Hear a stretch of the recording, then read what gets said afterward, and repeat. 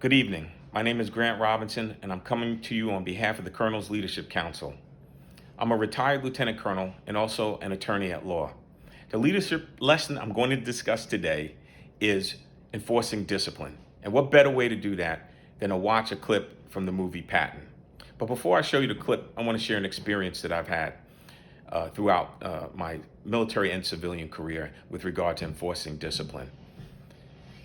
I always found that it was best to come on strong initially when it comes to discipline. If you come on weak and then try to come on strong later, your personnel won't react well to that. And chances are you're not going to have a very successful experience. It's better to come on strong initially and then to back off slowly but surely as you see results.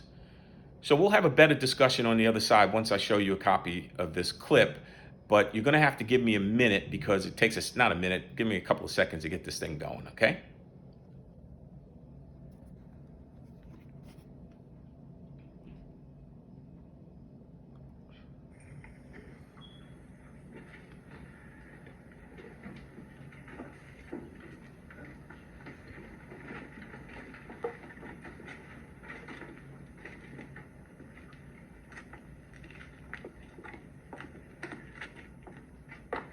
Up bright and early, General. Breakfast? Am I to understand that all my officers have finished breakfast? Well, we're open from 6 to 8. Most of the officers just coming in, sir. Please inform these officers that the mess hall is closed. But sir, it's only 7:45. No, and you will open at 6, and no one will be admitted after 6:15.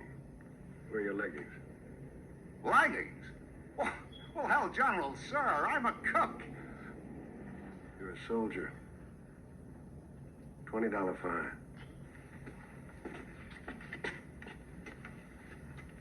Gentlemen, from this moment, any man without leggings, without a helmet, without a tie, any man with unshined shoes or soiled uniform is going to be skinned.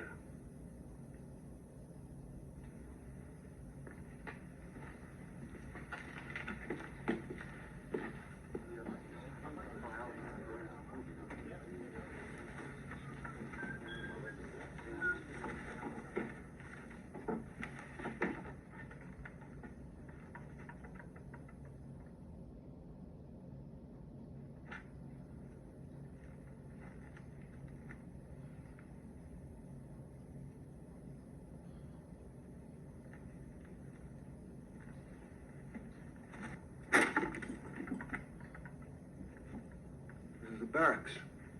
It's not a bordello.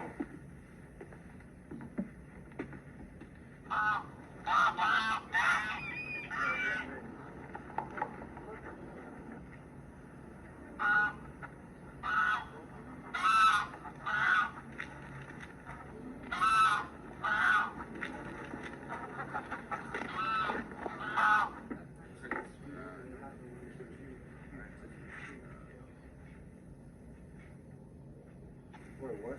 Morning, sir. Ah, doctor. Sir? I understand you have 2 cases of self-inflicted wounds. Yes, sir, we do. Get him out here. Sir, one of them's developed a very serious infection.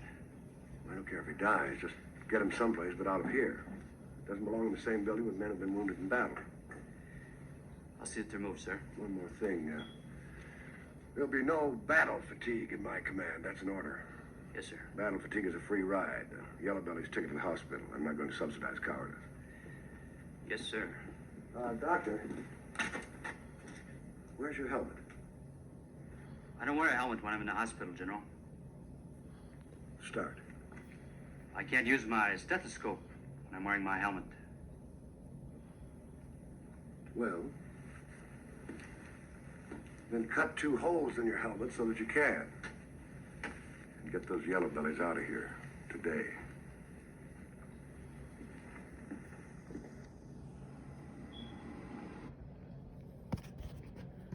Okay, I'm back. Now, you could see there's one part of that clip where he talks about battle fatigue. Obviously, I don't agree with the dialogue in this case, but that's the way Patton actually felt about battle fatigue. But he did something very curious. You look at the other disciplinary actions or the way he reacted with regard to the discipline of the soldiers. But this is the battle fatigue was the only thing he took the time to explain. And I think that's the key with discipline. Although, as I said, I don't agree with what he said. But that's the key I found. When trying to enforce the standards, it's always important to the best of your ability to try to explain to your personnel exactly why you're enforcing this particular standard and how it's important. How do you do that? Well, with leadership lessons, make it personal. Try and share with them an experience that they can relate to, or an experience from your background, or an experience that you may have heard happen somewhere. For instance, when he tells the doctor to drill the hole into his helmet because he can't wear a stethoscope when he's wearing a helmet. Well, my sergeants always criticized me because when we were out in the field, because I learned that it's important that you keep that helmet strapped, because although helmets back in those days really didn't protect you against much, but if the helmet was unstrapped, it wouldn't protect you against anything.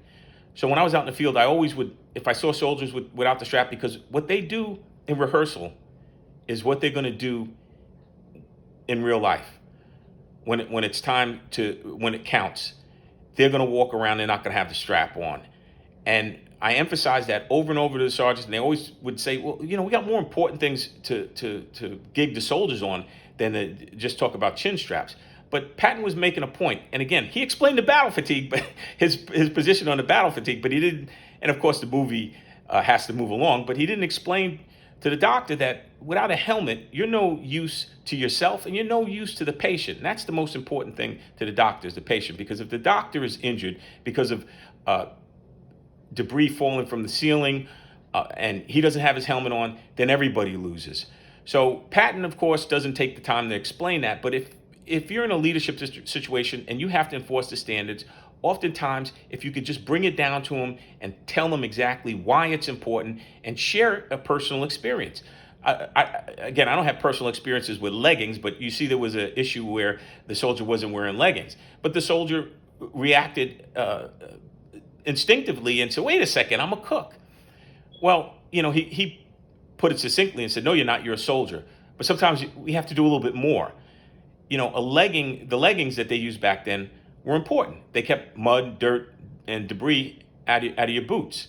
And this movie, of course, was taking place, or the war itself, at least at that phase, was taking place in a desert environment. And I heard a rumor from infantry guys that keeping your feet healthy is often one of the biggest challenges. But those are just examples of taking the time to tell individuals through your own experiences why it's important to enforce standards. Because the way you rehearse and the mistakes you make when you're practicing are the mistakes, unless you correct them, they're the same mistakes you're going to make when people are relying on you and they need you to be prepared. I also think about boot camp. Everybody knows in boot camp, it seems like everything they emphasize is just insignificant. You get locked down in the barracks. You get deprived of weekend privileges during boot camp, if they even give that in boot camp, or any kind of privileges, because of something insignificant like one person leaving a wall locker open. Well, when you're in basic training, you sit back and say, oh, so what? Someone's going to lose a pair of OD green socks. What's the big deal? But the drill sergeants, of course, a lot of times won't take the time to explain, but security is extremely important, particularly in the military environment and also in a civilian environment, especially what happens in corporate America regarding computer security. And I would, in a situation, would share an example that I experienced when I was in Iraq. We were moving one unit from an Iraqi compound to an American compound, and the soldiers left some computers in storage. Well, they came back later and found out that the Iraqis took the computers. And they weren't trying to be malicious. Their thing was, if you left something unsecured, they were going to take it. And the colonel in charge was subject to UCMJ. Fortunately, we had a good relationship with the Iraqis, and we were able to get them to return the computers. And we turned the computers over to the experts, and they were able to determine that no critical data had been tampered with or removed from the computer. But I think that's the key to enforcing discipline, is trying to get your folks to understand exactly why a particular standard is important and how it relates to the overall mission. I appreciate your time and have a good evening.